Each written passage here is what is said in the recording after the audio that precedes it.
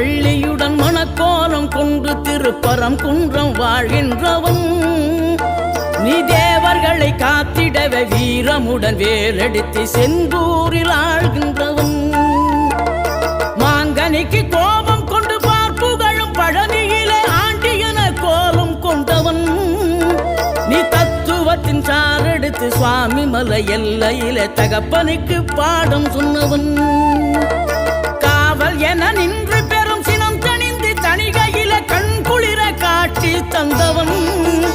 நீ பாங்குடனே கருள் தரவே பழமுதிரும் சோலையில பரஞ்சோதியாய் நின்றவன்